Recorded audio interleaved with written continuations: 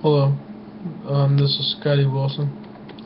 This is just a reading of my poem, my prose, some concerning my book Tempest, and others just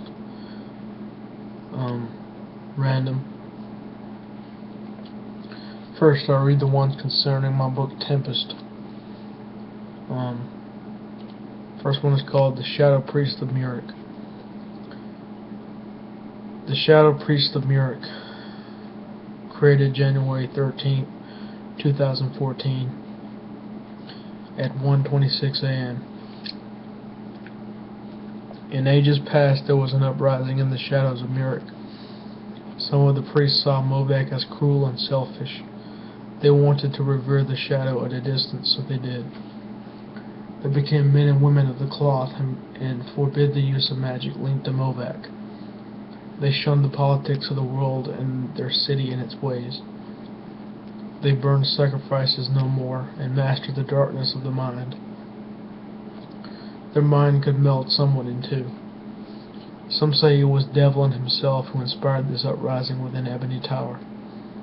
They spread all across Ascadia, setting up camps and temples, letting no one into their order. Why would priests be so aloof?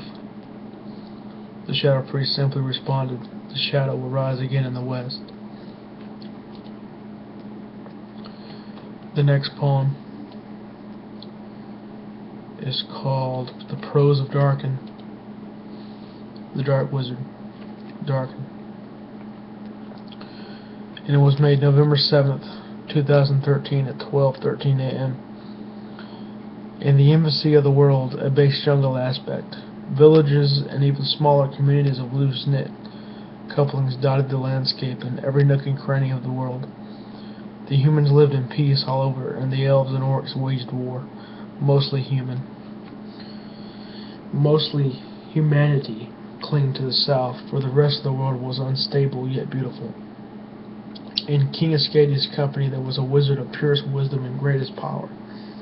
He was known throughout the king's empire for his powers of the mind, even though he was known to make pacts with the demon world. He has an unhealthy respect for that world and the entities within. He believed power was a neutral pursuit, neither good nor evil, neither bad nor justified. One night a black drake disguised as a devil, a humanoid demon, attacked a village nearby. The party took up arms, except for Darken, who spoke with it telepathically. It seduced him with promises of power. He then turned to King Ascadia and others. Not much later the black drake revealed its folly and returned to the Tempest, as were Fomog's orders. King Ascadia knew of Darken's telepathy, an ability no other wizard had. Sora, the first Felgen priestess who was with him, crafted an amulet that would nullify telepathy.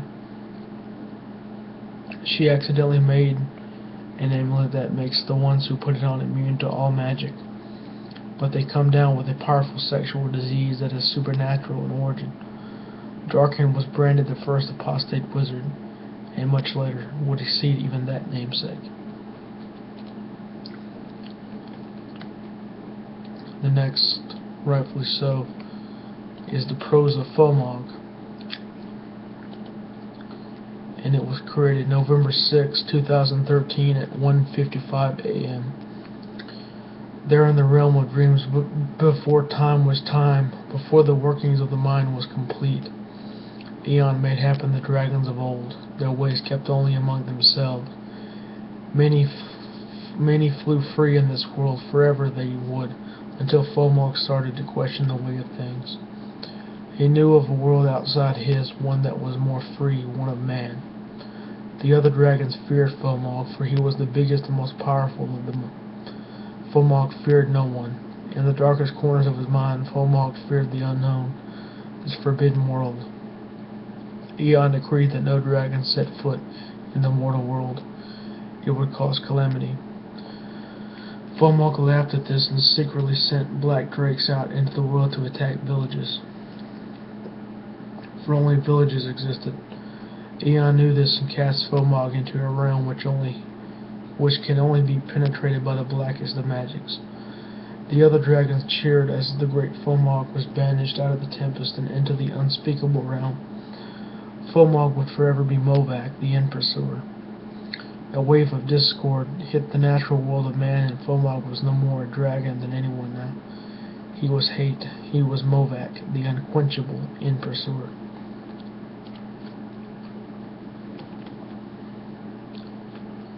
And these are my other runes. Let's see. This is the snake. Created November 5th, 2013 at 7:12 a.m. Upon the altars rises the smoke of the ancients. A young girl is laid upon it with many makings. The gods say she must die. She does not care to question why. They look up in the sky. All they need to do is look inside. But a beast comes from the fabled trees of ancients. Smoke rises from altars, burning infants. A corrupt people of mysticism and science to this world was sent. The snake comes by to swallow them, killing them the one holding the sacrificial knife. The snake smiles and hisses forth, laughing at the people, for it wants nothing more than to topple their steeples. Once great people forged in self-betrayal and blood. The corpses begin to rise in vengeance and start to sud. As they do, the sun turns black, chanting the name of the snake as they attack. The village is put to the torch, and all men and women raped by the snake behind. The snake lives on. The snake is time.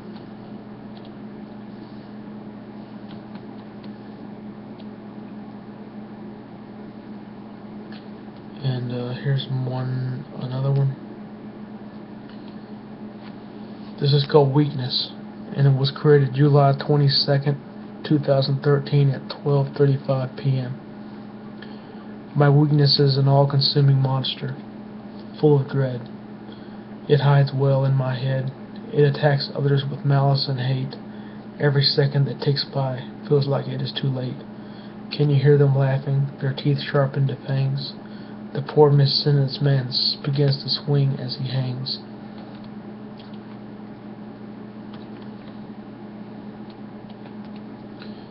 And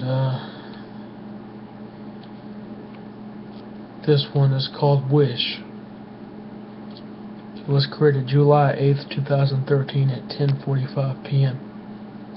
The reason I love you is you make me smile.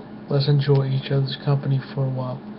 Let's kiss a while and make it last, making love on the fresh spring grass. If I could have one wish, it would be to be with you forever. Will I ever hurt you? Never. You are as sweet as the sweetest things to compare. To be without you is to be on a long journey nowhere. If I could have more wishes, they would be to give you all the wishes you would ever need.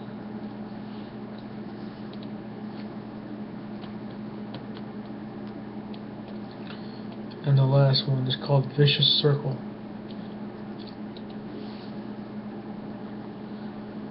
And it was created February 7th, 2013 at 1:41 a.m.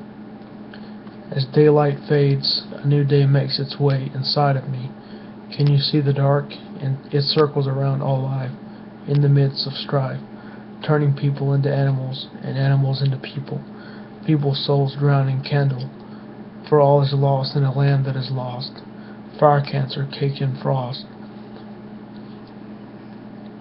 Disposable light in the midst of the edge. For what it's worth, the circle fades. For what it's worth, the circle fades. Alchemy of the grand design. Turn back the tables of time.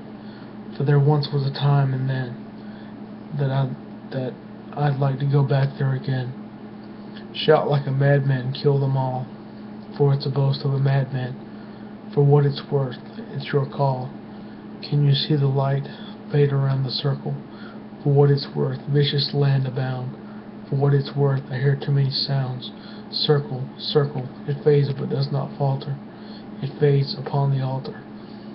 Grey matter surrounds the leaves of fall, making sure to punish us all. Leaves fall to surround the ground. Rake them fast or ruin the ground. Circle, it's vicious and true. With or without you, fade. And there's one I missed. Let's see if I can find it. This one's called Cyclops on the Hill, and it was created July 22nd, 2013 at 12:46 p.m. There lived a Cyclops on the hill who judged everyone with one eye. He never knew how, but he tried. It was with one eye that he told others how to change, when it was he who was misshapen and deranged. One day others came to him to ask his view. He hastily told them he never knew. He was simply a Cyclops living on a hill that he barely knew how to feel, that nothing seemed real. Through one eye, they constantly cried. And a little backstory on these poems. Shadow Priest of Muric is about the Shadow Priest in my story Tempest, simply put. And the Prose of Darken, simply put, is about Darken the Dark Wizard in my story who lived a long time. And the Prose of Fomog is about the God of Death in my story Tempest, who was once a dragon. And the Snake is about the, I guess, the Mayans or the Aztecs. And Weakness is about what it says. And Wish is a love poem I wrote my girlfriend, my ex-girlfriend. And Vicious Circle is about the animal cruelty that I see taking place in this town I live in. And Cyclops on the Hill is about people that are overly judgmental. And that's it. Thank you.